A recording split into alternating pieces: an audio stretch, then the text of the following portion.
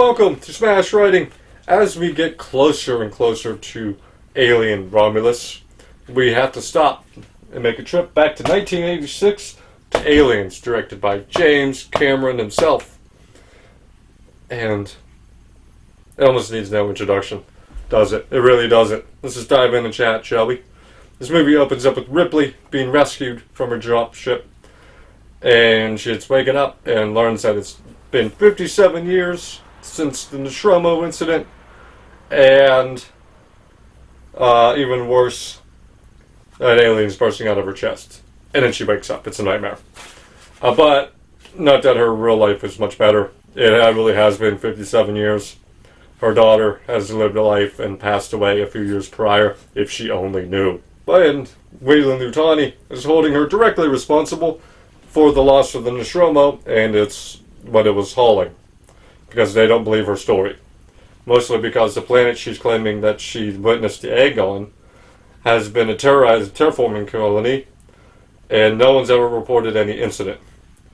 Until now. One of the families heads out that way and stumbles upon the eggs, and all but the daughter get a face hugger, and communication is lost to the planet. So they reach out to Burke, and Burke reaches out to Ripley, wanting her to tag along because of her experience with the xenomorphs. And she says no, but after a nightmare, and upon the agreement that they are going out there to kill everything, eliminate the aliens, then she will go. So Burke promises, and off she goes, and we meet the Colonial Marines, who are laughing at the idea of this bug hunt being any more of a challenge than any of the bug hunts that they've had to deal with, despite the fear warning from Ripley about what to expect. And they arrive on the planet and find it abandoned. But there are two live facehuggers in jars, and people who, before they disappeared, were studying these things, trying to learn about them. And they do end up finding one person on these motion sensors that they got, and it's a little girl named Newt. And then the Sergeant Apone and his men, as soldiers, head off, following their trackers into this area of the ship that's highly volatile because of where it's at. Ripley, Newt, Burke, and Gorman stay behind in the vehicle, while the rest go off to find these lost workers. And they end up finding a hive, made-up bug hive, and dead workers, and dead facehuggers, and then finally, the adult xenomorphs arrive and they ambush the soldiers. And Gorman freezes up. Ripley has to drive the vehicle inside to get them out. And in the end, she only manages to get Hicks, Hudson, and Vasquez out. And then they radio for the jump ship to come and get them, but there's a xenomorph on board, and that crashes, leaving them stranded inside of the colony. But their main ship is still up there. But they also will not be receiving help for the next 17 days. So they decide to barricade themselves in and hold out the 17 days. At this moment, Hicks gives Ripley a tracker so he can find her, and she passes that tracker off on the Newt, which will come back into play later. In the meanwhile, they're meeting up with Bishop, who's been studying the organisms that they had in the lab, and they start to theorize the idea of a queen. And Ripley tells Bishop that she wants all these specimens destroyed when he's done with them. But he informs her Burke wants to take them. And so she confronts Burke, because she's been doing some research of her own, and that family didn't just stumble upon the eggs. Burke sent them out there looking. It's all about the money for Burke. And he wants Ripley to be about the money too, but she's like, oh, I'm going to turn your ass in for this, and you're going to fry. But before they can go any further with this conversation, Bishop has some bad news. During the dropship crash, the reactor has been damaged, and they got 4 hours till a 4 megaton explosion is going to ring out. So they need to radio up to the Sulaco and remote control the other dropship down to them. Only one person can do that, and that is Bishop, which is a bit of a problem for Ripley. She doesn't like Bishop. She doesn't trust him because he is an android synthetic person. No other choice. Bishop is the way to go, so he goes off to realign the dish and radio and control the dropship. So she gets a little bit of a gun lesson from Hicks. They get to share a little moment together before she goes to lay down with Newt. And they waken up to find that those two flying facehuggers are now freed. They're locked in, and Burke has shut off the camera. Thinking fast, Ripley sets off the fire alarm, and the two of them hold off the facehuggers long enough for the soldiers to come busting in and deal with this situation. And then they confront Burke. Burke's idea was to transport the aliens inside of Ripley and Newt, and the soldiers, well, they would have a catastrophic failure of their seat plugs, and they wouldn't make it. So, understandably, they're a little pissed off and ready to just nuke this site from orbit and kill Burke before they even leave.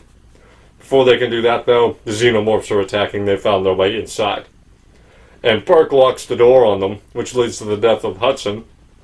And then we lose Gorman and Vasquez in the air shafts when they stay behind to detonate a grenade to buy Hicks, Newt, and Ripley time to get away. But Newt ends up falling through this contraption thing into the floors. And before Ripley can get her, the xenomorph got her. And Ripley and Hudson have to run for the elevator. And Hudson shoots one of them to keep him from boarding the elevator and gets sprayed with the acid blood, rendering him unable to do much. She manages to get him to the dropship that Bishop has gotten down here and tells Bishop not to leave. She knows that xenomorph has not killed Newt yet. It's taken her back to the hive. So she races off to the back of the hive, finds her in time to save her from the facehugger, and comes face to face with the queen alien. It almost looks like a silent little deal was made for them to leave, but when one of the Xenos gets a little too close, she starts burning the whole place down, and then has to run from pissed off queen. As they manage to make it back to the dropship after a little bit of a scare that maybe Bishop would have left them, and they manage to make it back to the Sulaco, and because this is an Alien franchise, the Queen has attached herself to the landing gear of the dropship and has ripped Bishop in half. We get a fight with Ripley fighting her with this giant loader, and it ends with the Queen being jettisoned into space and everyone going to sleep. And that is Aliens. This is everything that a sequel should be. It's bigger, it's louder, the action is more intense, more aliens, the colonial marines, more stakes, everything feels bigger, everything feels more heightened and exciting and intense. And this is pretty close to absolute perfection as one could get in a movie. It's a huge astronomical leap from Alien. It's giving us more, like I said, it's presenting us with the Queen Alien and the idea that this is all a hive mind situation like you'd see with ants or something like that. And it's giving us the colonial marines who are so badass, and all of the soldiers get enough time. They take every moment they have on screen to do as much as they possibly can, and it works every single time. They are so goddamn cool. Then you get the cowardly Burke, right? Like he's a cowardly piece of shit. I know I made reference to Ripley's daughter, everything in Alien Isolation. But if you want, I know I keep talking about Audible. I'll stop eventually. But if you get Bug Hunt, you actually get a little bit more about Burke. You actually get a little bit more from all of the stories. Just watch Bug Hunt in general. But you do get a story about Burke in Bug Hunt. But I love the Gorman story arc in this movie too, where he is cowardly. He's pencil pusher who's playing Marine almost. But when he does get this redemption moment with him and Vasquez. Well, Vasquez is like the strongest link in this fucking chain here, like physically strongest. But then you get Gorman, who's the weakest, and they both go out together, sacrificing themselves, and that's just like kind of poetic situation I enjoyed. Lance Hendricks' performance, except Bill Paxton's performance, rest in peace, my dude. It just fucking everyone in this movie, everything about this, the Xenomorphs, the Queen, the characters, Sigourney Weaver, everyone was fantastic. It's just S-tier movie. Could it be anything else, really? If you haven't watched it yet, you should. And if you have watched it, watch it again. It's a great fucking movie. That's all I got. Some of these classics are hard to talk about because can I say that hasn't been said? It's a great fucking movie. As always, have a good day, night, evening, afternoon, everything else in between. Bye bye.